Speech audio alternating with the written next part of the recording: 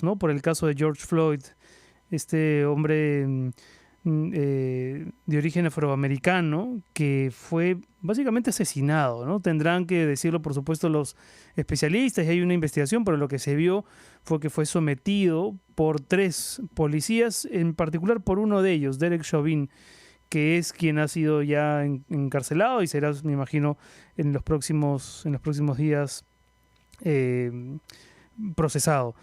Pero las enormes reacciones que ha traído como consecuencia la muerte de George Floyd son increíbles. Estaba leyendo justo lo que está diciendo Trump, lo que ha dicho hace 40 minutos, y está ha fijado una posición el presidente de los Estados Unidos que la verdad yo creo que va a incrementar la espiral de violencia. Sí, es Ha dicho, ¿no?, sí. que por ejemplo, Mabel, que las protestas y los actos violentos en Estados Unidos han sido organizados por anarquistas profesionales. O sea, él no cree que la indignación pueda volcar a la gente a las calles como está ocurriendo, ¿no? Él cree que hay detrás anarquistas profesionales.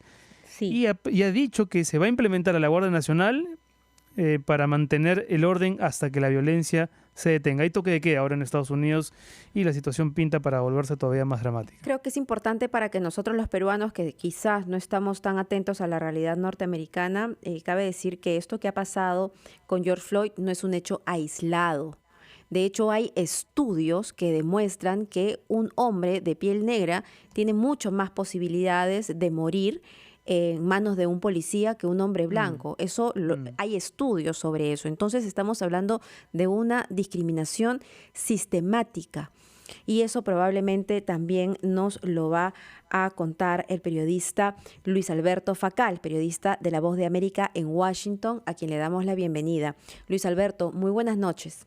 Buenas noches, Luis Alberto. Muy buenas noches, Mabel y Renato. Un gusto saludarlos desde Washington.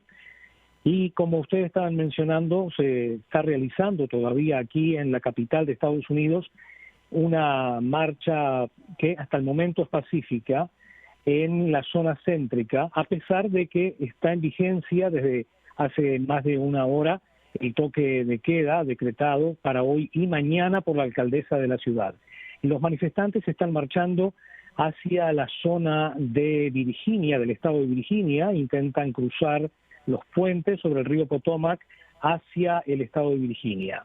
Hasta el momento las manifestaciones son pacíficas, pero como mencionaban también, hace un momento habló el presidente Donald Trump desde el Jardín de las Rosas de la Casa Blanca. Allí dijo que Estados Unidos tomará medidas inmediatas y inmovilizarán recursos federales, dijo, para detener los disturbios y saqueos que se han realizado en todo el país. Amenazó también con desplegar los militares si los gobernadores no activan las guardias nacionales en sus respectivos estados para detener toda esta situación que hemos estado viviendo ya por 6 noches consecutivas. Luis Alberto, no sé si te parece bien poder dividir este tema en el aspecto social y en el aspecto político para que los peruanos podamos entender mejor. Muere George Floyd y se desata estas manifestaciones en varias ciudades del país. ¿Qué es lo que hay detrás de estas manifestaciones? Interesante, porque visto a la distancia, lo que se ve están, digamos, demostrando pacíficamente la indignación que hay por la muerte de George Floyd a manos de un policía cuando George Floyd estaba esposado. Pero lo cierto es que muchos elementos que están presentes en estas manifestaciones son de orden, digamos, violento, han llegado a destrozar viviendas, comercios, e incluso hoy mismo el hermano de George Floyd salió a decir públicamente que estaba en contra de eso, que las protestas debían ser pacíficas y no llegar a la violencia y a destrozar las propiedades públicas y privadas. Por ejemplo, anoche en Washington D.C. fue un caos total. La alcaldesa no había dispuesto el toque de queda sino hasta las 11 de la noche y hubo incendios. Por ejemplo, una famosa iglesia de los años 1800 que está a pocos pasos de la Casa Blanca, fue incendiada, entre otras cosas, ¿verdad? Y hubo por lo menos 3 muertos, según se mencionaba, varios heridos, de modo que cuando se habla de protestas, muchos dicen sí, es bien protestar y expresar la indignación que el pueblo estadounidense en su mayoría está sintiendo, pero nada que ver tienen las protestas violentas que se están llevando a cabo y que estamos viendo. Luis Alberto, ¿cómo crees que va a repercutir todo este escenario en las elecciones que son antes de fin de año, en octubre o noviembre? Sí, el 3 de noviembre. El 3 de noviembre, ¿verdad? El 3 de noviembre, exacto. Sí, Porque el presidente Trump ya no solamente tiene abierto el frente del coronavirus, no de la pandemia, que sin duda tiene por supuesto muchos seguidores todavía que creen en la estrategia sanitaria que él ha diseñado, pero hay mucha gente que por la cantidad de muertos que se están produciendo en Estados Unidos le ha retirado un poco la confianza al presidente. Y ahora ocurre esto. Sí. Y sus palabras no parecen precisamente las de un líder que intenta calmar la situación, sino más bien que podría avivar el fuego. ¿Cómo crees tú que vaya a repercutir todo este escenario complejo en las elecciones de noviembre? Sí, sin lugar a dudas hay mucha preocupación por esto en ambos lados del espectro político. Pero, por ejemplo, ahora todas estas manifestaciones que se están llevando a cabo también están generando preocupación porque estamos en medio de una pandemia y se ha visto a una gran multitud de gente sin protección, sin usar las mascarillas correspondientes. Entonces hay una gran preocupación de que se pueda haber un recrudecimiento de casos en el correr de los próximos días en Estados Unidos, principalmente en las grandes ciudades, sobre todo en Nueva York, que como saben es el epicentro de los casos aquí en Estados Unidos. Pero yendo a lo que es el ámbito político, sí, las elecciones, como decíamos, para el 3 de noviembre, hay toda una expectativa porque, primero, hay que realizar las convenciones nacionales. Como ustedes saben, cada partido en Estados Unidos realiza en el verano, previo a la elección, las convenciones que son los ámbitos donde se concreta, oficialmente la nominación del candidato. En el caso republicano es la reelección del presidente Donald Trump. En el caso demócrata es la nominación de Joe Biden, el expresidente de Barack Obama, quien aspira a suplantar, a suceder a Trump en la Casa Blanca. La gran expectativa que hay es en cuanto a la situación económica, por ejemplo, cómo se va a recuperar Estados Unidos de aquí a noviembre económicamente, porque la pandemia ha dejado un gran número de desempleados en Estados Unidos, la economía, que está bajando.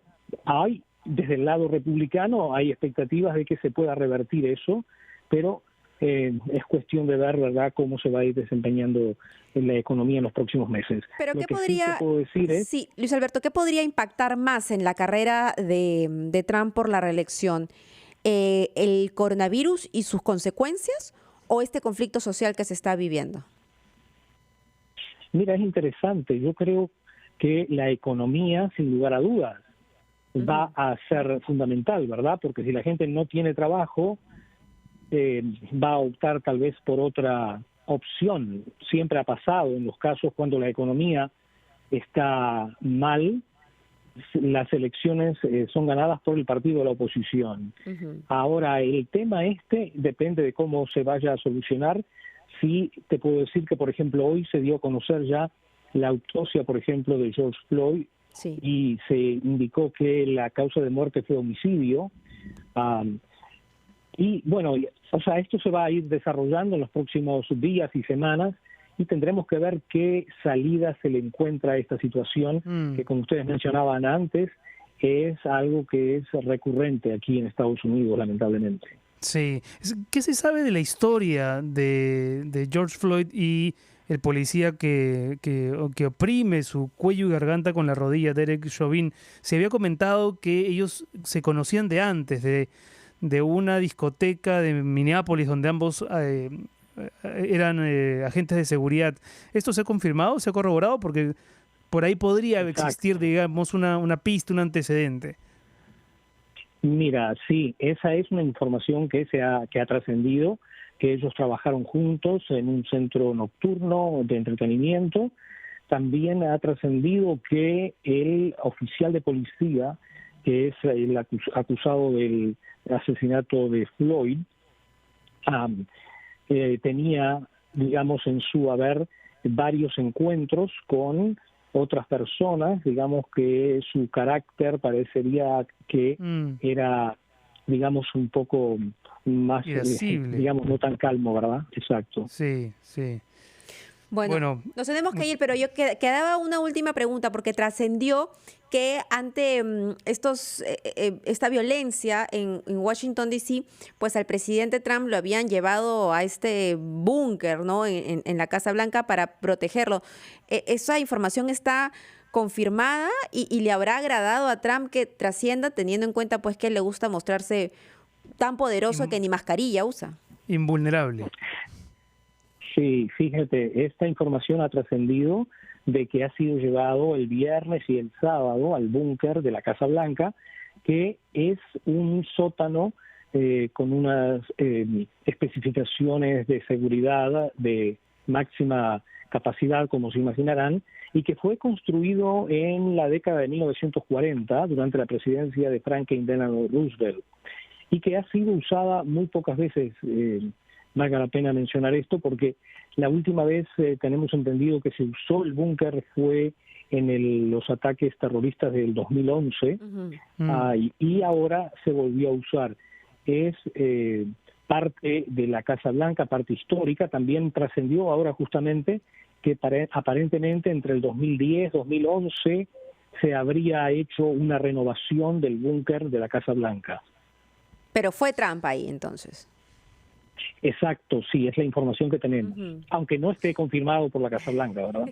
Sino que, digamos, que la información ha sido de segunda mano, no ha sido confirmada oficialmente por por ejemplo, por la portavoz de la Casa Blanca, ¿no? Claro.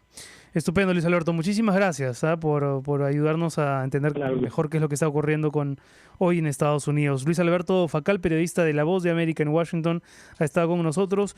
Y vamos a ir a una pausa, Mabel, y más adelante vamos a hablar también del racismo en el Perú, ¿no?, que es un tema que de tanto en tanto también aparece y es necesario problematizarlo y discutirlo y conversarlo, porque lamentablemente sigue estando muy presente en nuestra sociedad. Con eso volvemos.